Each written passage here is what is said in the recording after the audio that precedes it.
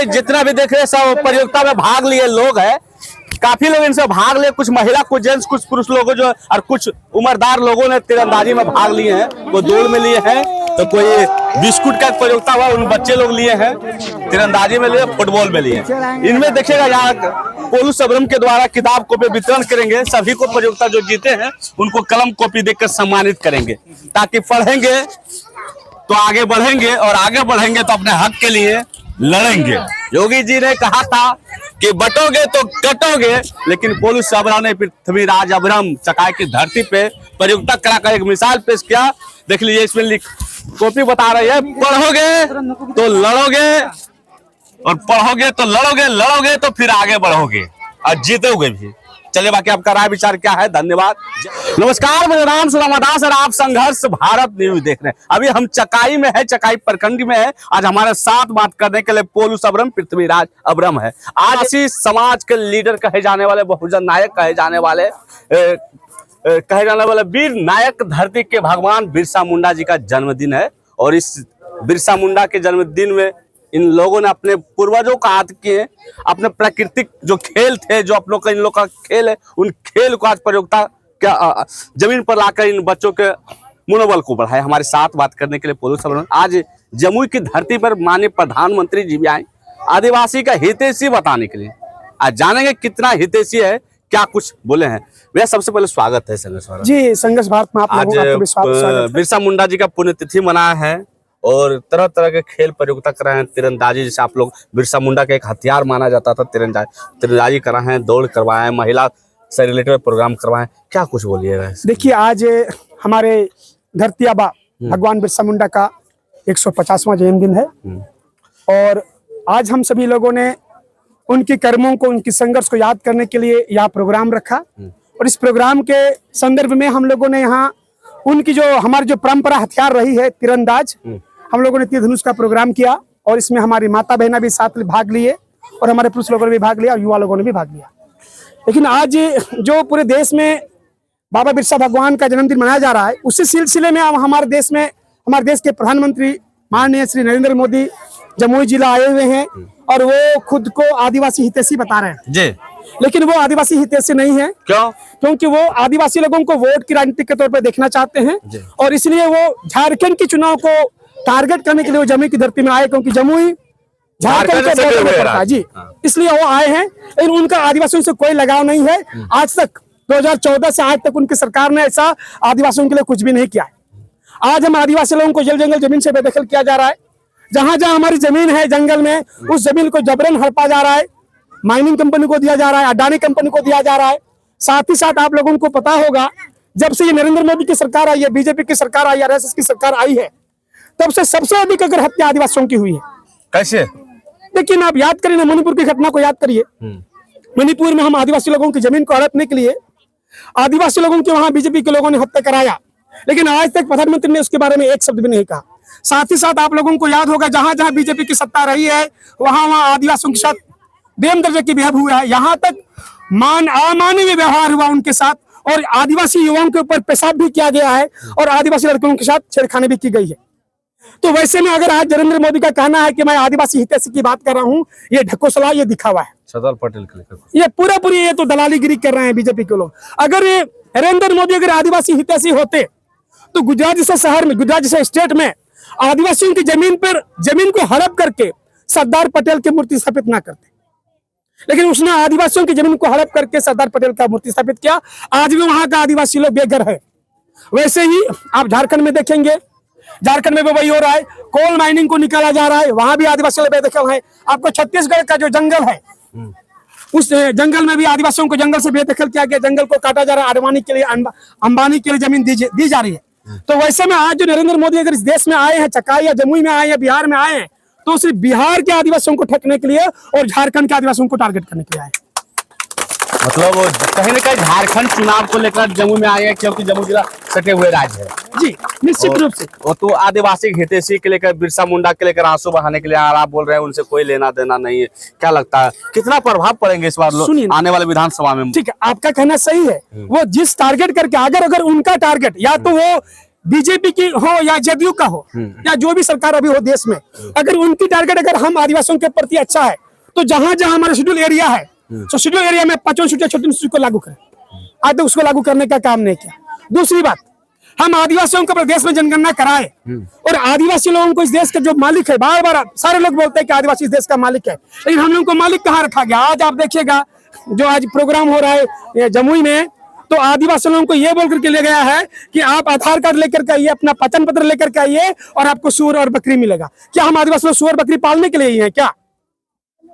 बाकी लोगों को आप हवाई जहाज दीजिएगा, हमारे लोगों को सूअर और बकरी पलवाइएगा। कहीं ना कहीं आदिवासी समाज को नीचा दिखाने का काम। निश्चित रूप से, जैसे कि बीजेपी के लोगों का एक नारा रहा है, बटोगे तो कटोगे, लेकिन बीजेपी ने जन्मजात से या बीजेपी के जो उनके पूर्वज हैं वो लोग हमेशा से बांटने की राजनीति किया है। इसी बांटने के सिलसिले में आप लोगों को पता होगा धर्म के आधार पर 4 वर्णों में बनाया गया है और इन 4 वर्णों में हम आदिवासी कहीं नहीं आते, हम अवर्ण है, SC ST कहीं नहीं आते, हम उस वर्ण से व्यवस्था से बाहर हैं, लेकिन जबरन हमारे लोगों को हिंदू बनाने की साजिश बीजेपी के लोग कर रहे हैं। अच्छा। और उसी सिलसिले में इस एरिया में घूम घूम करके उनके सरकार, उनकी पार्टी के लोगों ने घूम घूम करके लोगों को दलाली किया, लोगों के बीच में दलाली किया कि आपको सूअर मिलेगा, आपको बकरी मिलेगा, आप आधार कार्ड लेकर के आइए, आपको ये से फलना चीज मिलेगा। लेकिन ऐसा कुछ नहीं है, वो कुछ देने वाले नहीं है, क्योंकि आप लोगों को मालूम होगा जब वो पहली बार सरकार बनाए थे तो उसने नारा लगाया था कि अगर मेरी सरकार आती है तो मैं सब लोगों को 15-15 लाख करके पैसा दूंगा। अच्छा, तो जमुई आए तो नहीं दिया? क्या आज तक किसी को 15 लाख दिया? 2 बार जमुई आए, 2 चुनाव में जमुई आए, किसी को कुछ मिला क्या? अभी तो चुनाव नहीं, अभी भी कुछ मिला क्या? नहीं। अभी तक ऐसा कोई घोषणा उसकी नहीं हुई है। और आज वो सबका विकास, सबका साथ, सबका विकास की भी बात कर रहे हैं, लेकिन आदिवासियों का विकास कहाँ हुआ?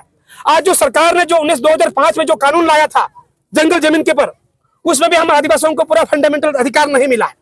जो हमारी जमीन, जो हमारे पूर्वजों का जो जमीन रहा है वो कम रहा है, क्योंकि हम आदिवासी जब सर्वे के समय 1906 में जब सर्वे हुई थी तो आदिवासियों के पास कम जमीन था और उस जमीन के बिहार में बाकी अगल बगल की जंगल जमीन को या प्रति जमीन को हमारे लोग जोताबाद कर रहे थे, लेकिन आज बिहार सरकार उसमें रसीद काटने के लिए मना करके रखा है। साथ ही साथ जो जंगल, जो जमीन प्रति पड़ा हमारे समाज के लोगों ने आज से आजादी से पहले से जिस जमीन को खेती करके रखा है, उस जमीन पे आज हमारे लोगों के जमीन पे जबरन जंगल लगाया जा रहा है। क्या कभी सरकार ने इस पे ध्यान दिया? नहीं दिया। दूसरी बात, आपको मालूम होगा पूरे बिहार में, अगर बिहार की बात करें नरेंद्र मोदी या हमारे नीतीश कुमार बिहार की बात करें, तो बिहार में आज 1% आरक्षण हम लोगों को मिल रहा है। 1%। तो 1% में हम लोगों को क्या मिलेगा? और आप अनेक जाति लोगों को इसमें शामिल कर रहे हो और आरक्षण हमारा हिस्सेदारी हमारा बढ़ नहीं रहा है, लोगों को शामिल कर रहे। कल हमारे पास 1 रोटी था, 10 लोगों का 1 रोटी और आज 100 लोगों का भी 1 रोटी। क्या हमारा पेट भरेगा? क्या लगता है आने वाले जो विधानसभा है कहीं ना कहीं आप उसके लेकर भी तैयारी नहीं कर रहे? कहीं देखते आपका पूर्वज को जो बोले कि हमारे प्रयोक्ता है, जो हमारे हथियार है तीरंदाजी, आप उसको फिर से उभारना चाह रहे हैं? देखिए चकाई की धरती, देखिए ये चकाई की धरती में हम जब से भी आए हैं सामाजिक कार्य के लिए आए हैं। राजनीतिक मेरा 2nd स्थान रहा है और सामाजिक उन्नति मेरा 1म स्थान रहा है। और हम सामाजिक कार्यों के करते करते अगर हम राजनीतिक में अगर अच्छा मुकाम हासिल करते हैं तो ये हमारे लोगों की आशीर्वाद है। लेकिन मेरा कभी ये इच्छा नहीं है कि मैं अपने लोगों को राजनीतिक तौर पर इस्तेमाल करूं। मेरा एक ही उद्देश्य है कि हमारे लोगों को सामाजिक तौर से, सामाजिक रूप से एकजुट करें। और अगर जब हमारे लोग समझ जाएंगे, सामाजिक रूप से एकजुट हो जाएंगे SC ST OBC के लोग, तो पता चलेगा किसको चुनना है, किसको नहीं चुनना।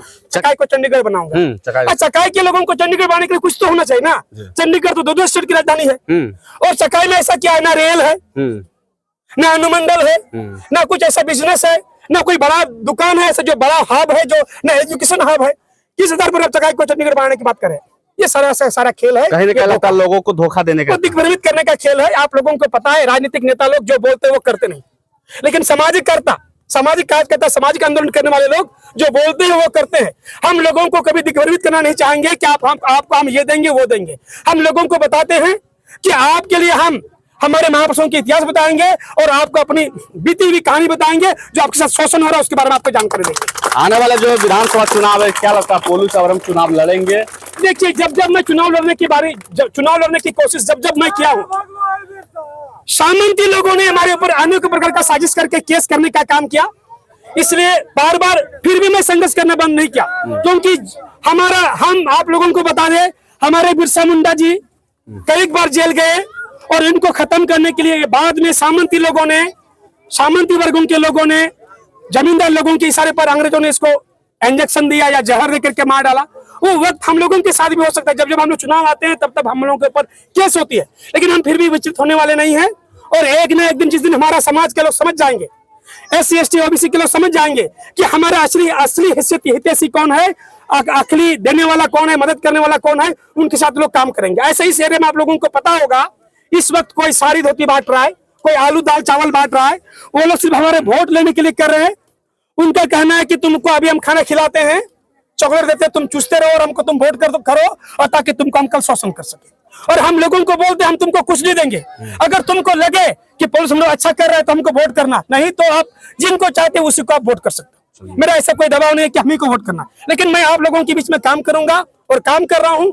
2010 से लगातार मैं काम कर रहा हूं, और जब भी मैंने जब से शुरू किया है, हमेशा से बहुजन समाज में जन्मे महापुरुषों का विचारों को प्रचार प्रसार करने का काम किया, और बाबा साहब की जो संवैधानिक अधिकार है उनके बारे में लोगों को बताने का काम किया, और आगे भी करूंगा। राजनीतिक अपनी जगह पे है, सामाजिक अपनी जगह पे है। जब हम सामाजिक तौर से अपने लोगों को मजबूत करेंगे तो मेरा दावा है कि हमारे घर घर में नेता पैदा होगा। घर घर में जब नेता पैदा होगा तो आरक्षण के नाम पर या जो हमें धोखा देकर कुछ दान देकर के हम लोग को जो बरगला रहा है, उनको लोग कान पकड़ के हटाएंगे और अपने बेटा लोगों को सत्ता में बैठाएंगे। हमारे साथ देखिए डबल हैट्रिक मारने वाले मुखिया जी है। क्या नाम हुआ सर? मेरा नाम राजू टोल है। आज भगवान बिरसा मुंडा जी का जन्मदिन है, और पोलू सबरम जो चकाई का आदिवासी समाज को नेता कहते हैं, थोड़ा इनको दे दीजिएगा, जो नेता कहते हैं, आज आदिवासी समाज के बीच खेल प्रतियोगिता रखे हैं, उस प्रतियोगिता का रखे जो इंटरनेशनल लेवल का खेल है।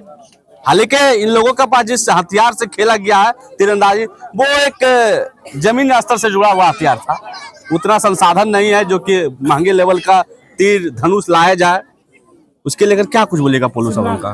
देखिए, ये हम लोग आज जो तीरंदाज जो हुआ, हाँ, ये हमारा जो है ये पूर्वज का है। जब से हमारा आदिवासी इस देश में, हम लोग यहाँ का आदिवासी नहीं, इस देश का हम लोग मूलवासी कहते हैं, लेकिन आदमी अभी का जो है राजनीतिक तौर पर हम लोग को कोई यानी कि वनवासी कहा जाता है, ये सब दिग्भ्रमित करने वाला काम कर रहा है। लेकिन हम लोग यहाँ के इस देश का मूलवासी हैं, सरकार खुद जानती है। आज हम लोग तीरंदाज लोग जो किए, हम लोग महिलाएं लोग किए, बच्चे लोग किए, हम लोग पुरुष लोग किए, ताकि हमारे इतिहास जो हमारा इतिहास है उसको हम लोग बरकरार रखें। ये हमारी जो है परंपरा का चीज है। चलिए देखिए, आज पोलू दास बात करेंगे। सैकड़ों लोगों का आज पुरस्कार बांटिएगा तीरंदाजी के तहत।